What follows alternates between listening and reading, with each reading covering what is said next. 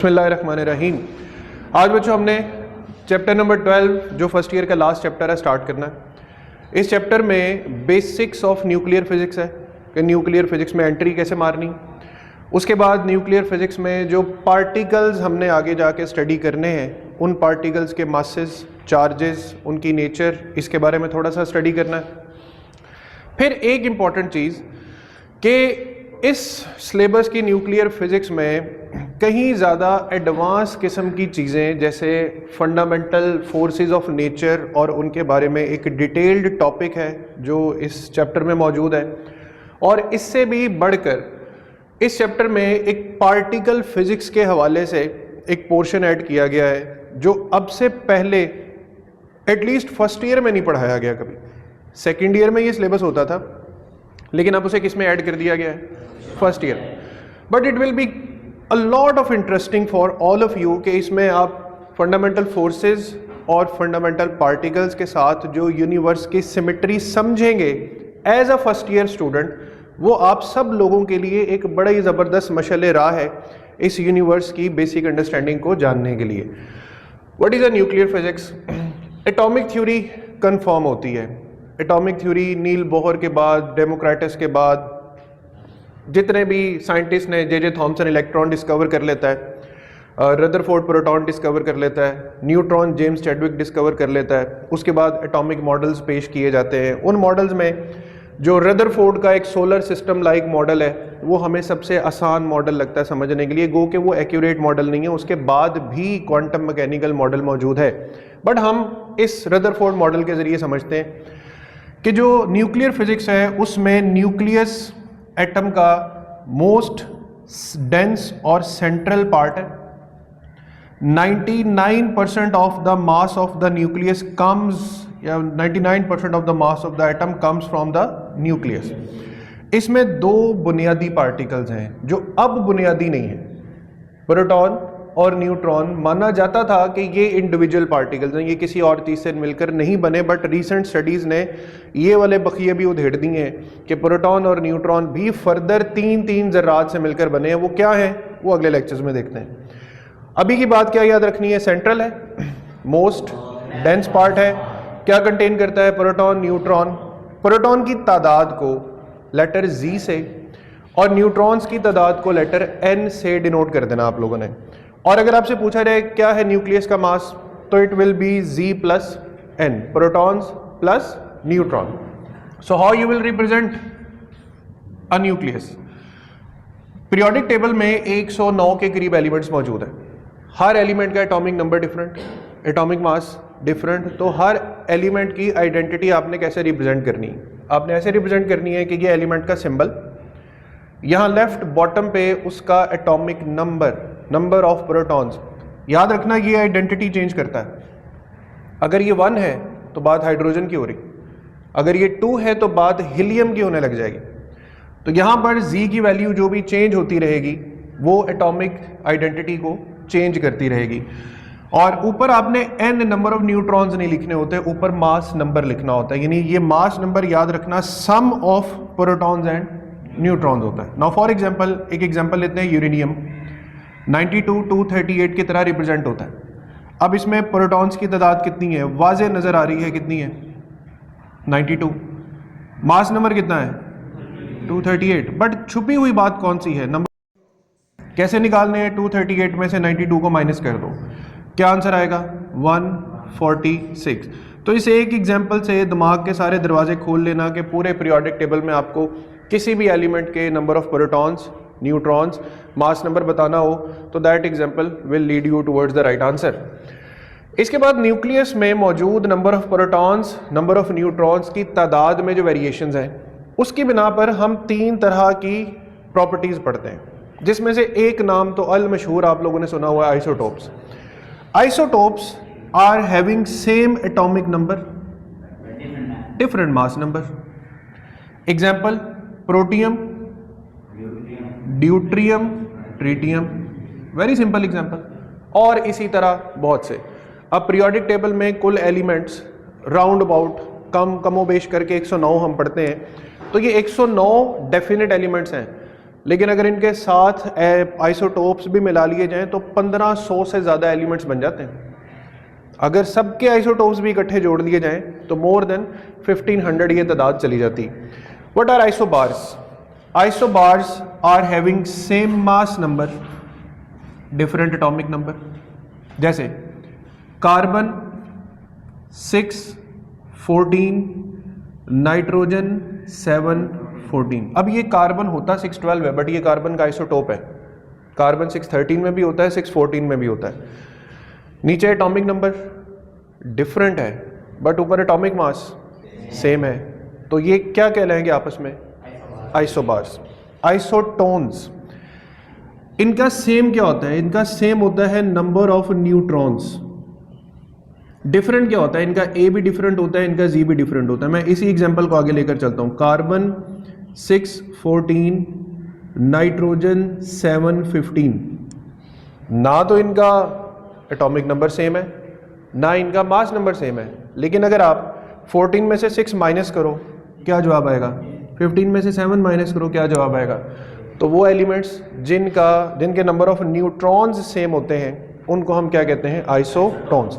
So do remember these properties. मैंने आसान से टेबल में आपको ये चीज़ें एक्सप्लेन कर दी हैं कि what are isotopes, what are isobars and what are isotones. यहाँ तक क्लियर? अब आती है बड़ी इंपॉर्टेंट चीज़, मास नंबर्स। न्यूक्लियर मासेस जो होते हैं ना, ये मोस्टली फ्रैक्शंस में एग्जिस्ट करते हैं। जैसे अगर हाइड्रोजन भी है तो इसका मास समहाउ एग्जैक्टली 1.000 नहीं है, ये 1.0 के बाद कुछ नंबर्स अप डाउन फ्लक्चुएट कर सकता है। नाइट्रोजन है तो इसका एटॉमिक मास 15.0 नहीं है, यानी पूरा 15 पे ख़त्म नहीं होता। पूरे पीरियोडिक टेबल में सिर्फ एक एलिमेंट ऐसा है, कार्बन, जिसका मास एग्जैक्ट 12.000 है। एग्जैक्ट मतलब ये 12 के बाद फ्रैक्शन में नहीं जाता। तो फिर हम कार्बन के साथ एक ऐसा खेल खेलते हैं कि हम एक नया एटॉमिक मास यूनिट बनाते हैं जिसको 1 AMU बोला जाता है, एटॉमिक मास यूनिट भी बोला जाता है। अकेला U भी लिख दें तो इसको यूनिफाइड एटॉमिक मास पढ़ा जाता है। ये 1 AMU is actually 1/12 of mass of carbon 612, और ये मास निकलता है 1.6606 10⁻⁻27 kg। ये नंबर याद रखना पड़ेगा, लाजमी है, MCQs के लिए इंपॉर्टेंट है। अब ये तो मास है। पिछले चैप्टर में हम पढ़ के आए कि हम मास को एनर्जी में कन्वर्ट कर सकते हैं किस इक्वेशन से? mc। तो अगर मैं इस मास को mc² की चक्की में पीस दूं और बाद में इलेक्ट्रॉन वोल्ट्स में भी कन्वर्ट कर दूं तो 931 मेगा इलेक्ट्रॉन वोल्ट एनर्जी निकलती है। आपकी बुक पे आई थिंक सेकंड पैराग्राफ के अंदर ये मास और ये एनर्जी मेंशन है, डायरेक्ट मेंशन है, कैलकुलेट नहीं की हुई। लेकिन मैंने आपको तरीका बता दिया है कि ये वाला मेथड E = mc², चूँकि मैं पीछे ये समझा चुका हूँ कन्वर्जन, इसलिए मैं इस पर टाइम ज़ाया नहीं करना चाह रहा। अब ये दो मासेस आपने याद रखने हैं। अब आ जाती है बात कि कौन कौन से पार्टिकल्स हमें दरपेश आएंगे। देखो, सबसे पहले एक पार्टिकल आ गया इलेक्ट्रॉन, फिर प्रोटॉन, फिर न्यूट्रॉन। ये तीन इंपॉर्टेंट पार्टिकल्स हैं। किलोग्राम्स में तो हम इनके मासेस बहुत दफ़ा पढ़ चुके हैं, याद भी है हमें। मास ऑफ इलेक्ट्रॉन 9.1 -31, प्रोटॉन 1.673 -27, 21 में बोल रहा हूँ मैं किलोग्राम। न्यूट्रॉन 1.675 10⁻⁻27। अब यहाँ तक तो आप सबको भी बातें आती हैं करनी, सुनानी आते हैं ये नाम, लेकिन ये जो आगे नंबर्स हैं इनको कैसे जनरेट करना है। यहाँ पर मास ऑफ प्रोटॉन लिख दिया मैंने, गौर से देखना सब बच्चे, मास ऑफ प्रोटॉन लिख दिया। अब मैंने किलोग्राम्स को यूनिफाइड एटॉमिक मास में चेंज करना है। कई बार मैं बता चुका हूँ, यूनिट कन्वर्जन में जो नया यूनिट होता है उसे मल्टीप्लाई भी करना पड़ता है, डिवाइड भी करना पड़ता है। तो आपने इसको 1U से मल्टीप्लाई भी कर देना है और 1U से डिवाइड भी कर देना है। आई एम होपफुल कि आपको समझ आ गई होगी यहाँ पे मैंने डिवाइड से क्या मुराद किया है।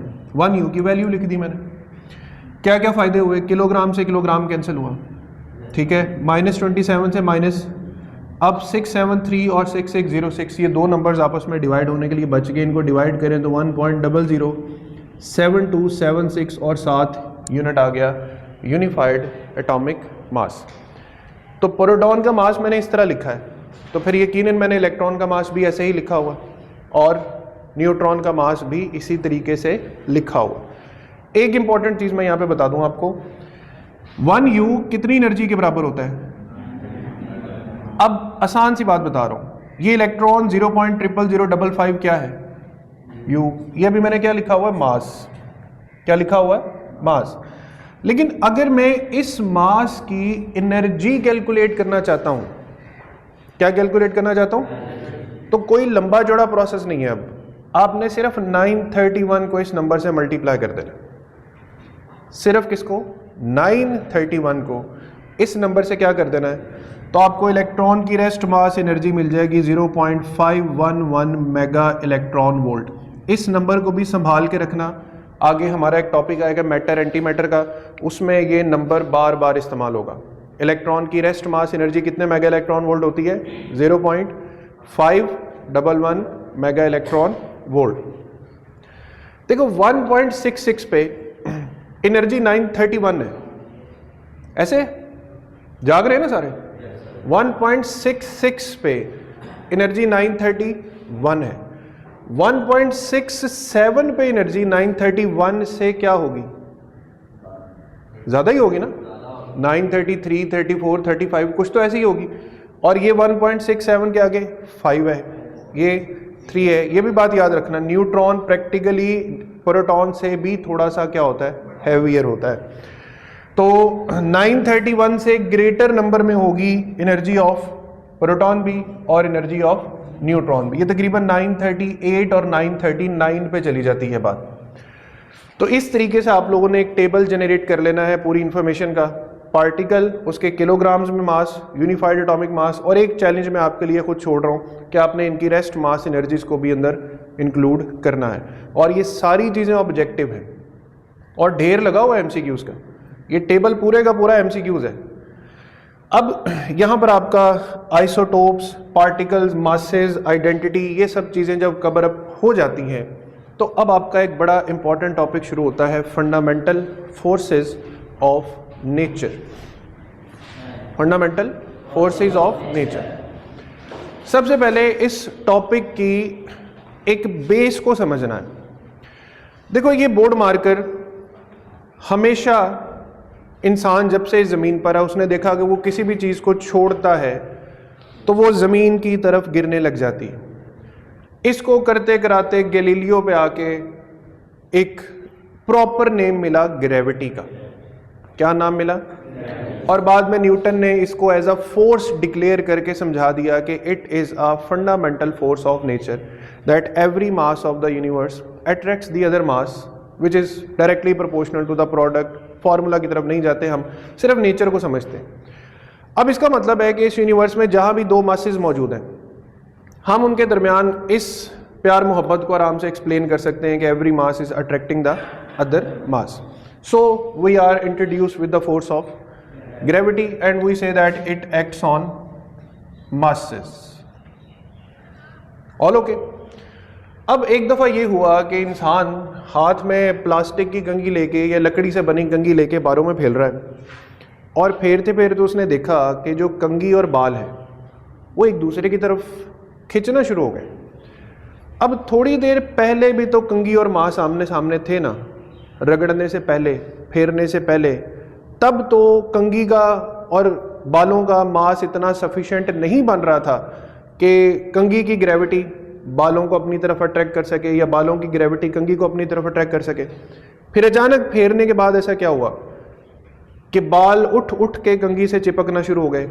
इसका मतलब था यहाँ पर ग्रेविटी से हटकर कोई फोर्स है जो कंघी और बालों के दरमियान पैदा हो चुकी है, and that force was because of the positive and negative charges on hairs and the comb.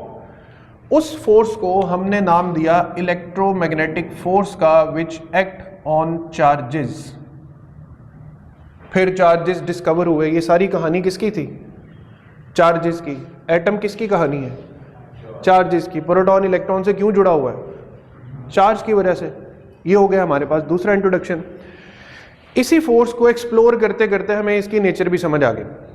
हमने देखा कि दो सिमिलर चार्जेस एक दूसरे को रिपेल करते हैं, दो ऑपोजिट चार्जेस एक दूसरे को अट्रैक्ट करते हैं। यानी हमने ये देखा कि electromagnetic force by nature attractive भी है और बाय नेचर, क्या हमने ग्रेविटी में कभी रिपल्शन देखी? तो ग्रेविटी बाय नेचर सिर्फ अट्रैक्टिव ही है। ग्रेविटी बाय नेचर सिर्फ फिलहाल क्या है? ग्रेविटी में एक रिपल्सिव ग्रेविटी भी है, मगर उसको बोला जाता है एंटी ग्रेविटी। क्या बोला जाता है? लेकिन वहां वाले मास को मास नहीं, एंटी मास बोला जाता है। So not complexing the details, फिलहाल हम टेबल से रहते हैं जुड़े। बाय नेचर ग्रेविटी हमने देखा हमेशा क्या है, किसी भी चीज को छोड़ा है तो नीचे ही गिरी है, जमीन ने कभी वापस नहीं धकेला। चार्जेस में हमने देखा सिमिलर रिपेल करते हैं, ऑपोजिट अट्रैक्ट करते हैं। सिमिलर, साथ साथ बोलना है, सिमिलर। यहां मैंने एक एलिमेंट लिखा था यूरेनियम, इसमें कितने प्रोटॉन्स हैं? कहां रह रहे हैं? न्यूक्लियस में, और इकट्ठे रह रहे हैं। सिमिलर चार्ज नहीं है इन पे। सिमिलर चार्ज होने के बावजूद ये इकट्ठे कैसे बैठे हुए हैं? जबकि रियल लाइफ में तो कोई पॉजिटिव चार्ज दूसरे पॉजिटिव चार्ज का मुंह भी नहीं देखना चाहता। Stay away from me, repulsion है।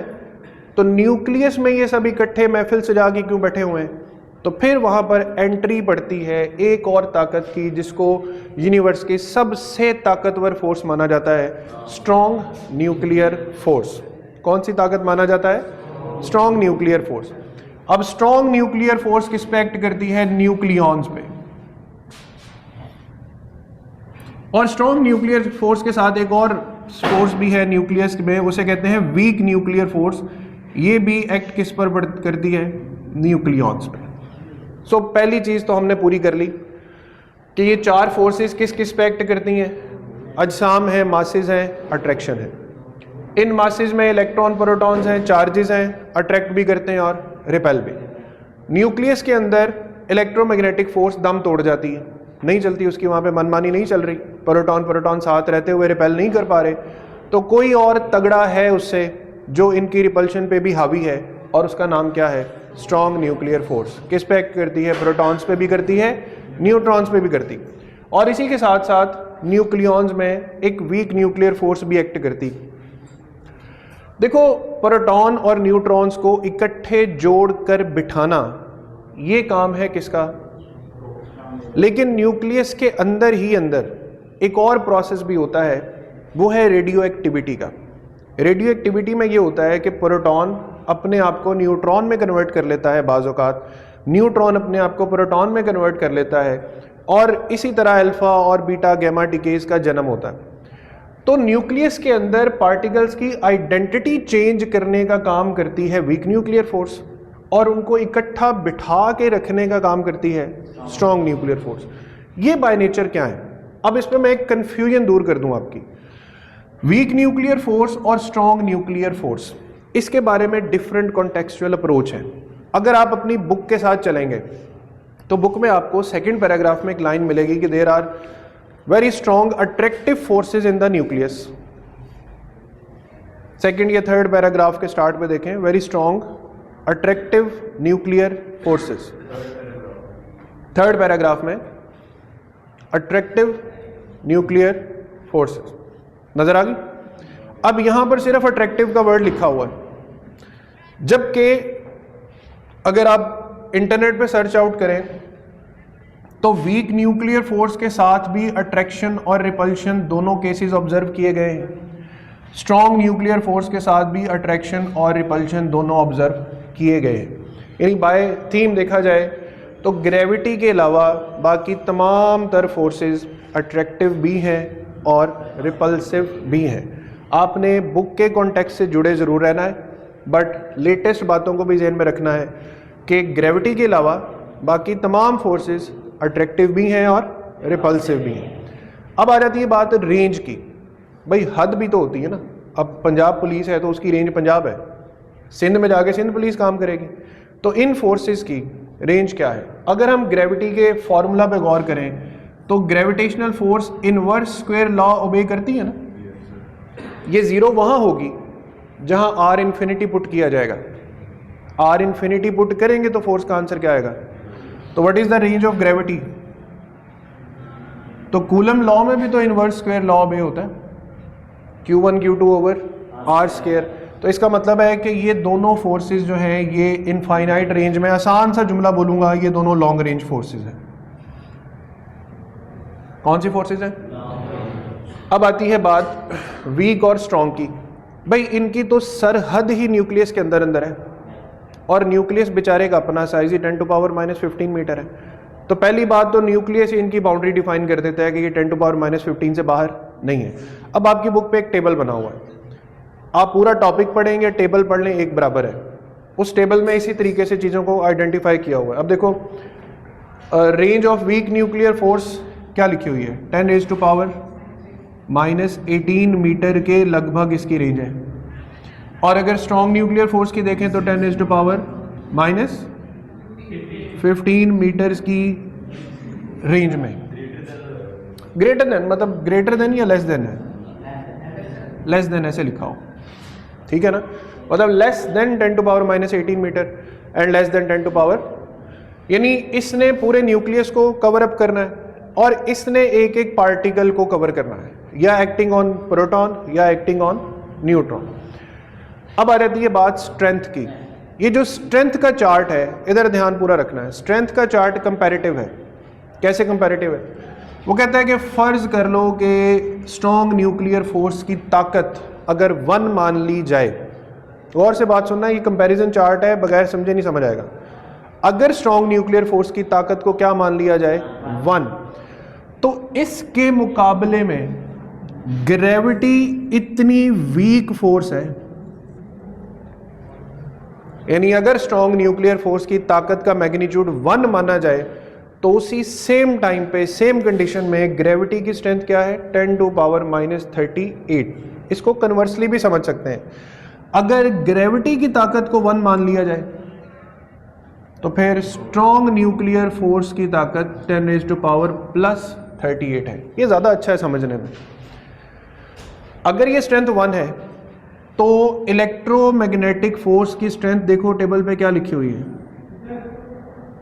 10⁻⁻2, और वीक न्यूक्लियस की 10⁻⁻13। तो ये टेबल हमें क्या बता रहा है? ये टेबल हमें बता रहा है कि strength wise strong nuclear force सबसे ताकतवर, सेकंड नंबर पे स्ट्रॉन्गेस्ट फोर्स कौन सी है, इलेक्ट्रोमैग्नेटिक, थर्ड नंबर पे स्ट्रॉन्ग वीक न्यूक्लियर, और फोर्थ नंबर पे ग्रेविटेशनल फोर्स का नाम आता है। यहाँ तक बात समझ आ गई? सो रिस्पॉन्सिबल फॉर की कहानी शुरू ही मैंने यहाँ से की थी कि ग्रेविटी चूंकि एक्ट करती है तो ये किस चीज़ के लिए रिस्पॉन्सिबल है, ये प्लैनेट्स को सितारों के साथ, इंसानों को ज़मीन के साथ, ज़मीन पर मैक्रोस्कोपिकली नज़र आने वाली हर चीज़ को ज़मीन के साथ जोड़ने के लिए रिस्पॉन्सिबल है कौन सी फोर्स, ग्रेविटी। एक एटम का वजूद कायम रखने के लिए, इलेक्ट्रॉन को प्रोटॉन से जोड़ने के लिए, मॉलिक्यूल्स बनाने के लिए, केमिकल्स बनाने के लिए, ये दरो दीवार, ईंटें, सीमेंट, हर चीज़, जहां आप किसी चीज़ को स्टिक के साथ, टेप के साथ जोड़ रहे हैं, जहां आप अपना वजूद कायम व दायम देख रहे हैं, अपने इर्द गिर्द ये चीज़ों को बना हुआ देख रहे हैं, वो सब पॉजिटिव और नेगेटिव चार्जेस की अट्रैक्शन का नतीजा है। और उसके लिए रिस्पॉन्सिबल कौन सी फोर्स है, इलेक्ट्रोमैग्नेटिक फोर्स। तो ये दोनों इफेक्ट्स हमें मैक्रोस्कोपिकली नज़र आते हैं भाई। जो नज़र नहीं आते वो ये कि न्यूक्लियस ना तो हम देख पा रहे, लेकिन इतना हमें कंफर्म है बाय एक्सपेरिमेंट्स के प्रोटॉन्स इकट्ठे एक जगह पे रहते हैं, तो उनको कौन जोड़ता है, स्ट्रॉन्ग न्यूक्लियर फोर्स। और न्यूक्लियर आइडेंटिटी, न्यूक्लियर फ्यूजन, सितारों की लंबी उम्रों का जो राज छुपा हुआ है वो इस फोर्स में छुपा हुआ है, वीक न्यूक्लियर फोर्स। आप इस टॉपिक का लास्ट पैराग्राफ पढ़ेंगे, इसकी बड़ी तारीफ की हुई है उसने इस फोर्स के सितारों में न्यूक्लियर फ्यूजन और उनकी लॉन्ग लाइफ के लिए जो मेन रिस्पॉन्सिबल फोर्स है वो है वीक न्यूक्लियर फोर्स। तो ये हिस्सा आप लोग टेबल का अपनी तसल्ली के साथ सुकून से खुद फिलअप करना। अगली कैटेगरी ये, इसको खुद डिज़ाइन करें, वेल एंड गुड। आप अगर AI टूल्स पे चले जाते हैं, सिंपल जेमिनी या चैट GPT को कहते हैं make a comparison table of all fundamental forces of nature, और उसमें वो आपको छोटा सा टेबल तो बना देगा, लेकिन आप उसमें और भी कैटेगरीज ऐड कर सकते हैं। जैसे ये सारे पॉइंट्स तो आप ऐड कर ही सकते हैं, आप उसे साथ ये भी पूछ लें कौन सी फोर्स किसने डिस्कवर की है, कौन सी फोर्स का क्या फॉर्मूला है, तो जितना आप उसको एक्सप्लोर करना चाहें under the shadow of this table आप उसको एक्सप्लोर कर सकते हैं। तो ये हमारे पहले 2 टॉपिक्स आज के लेक्चर में कवर अप हो गए।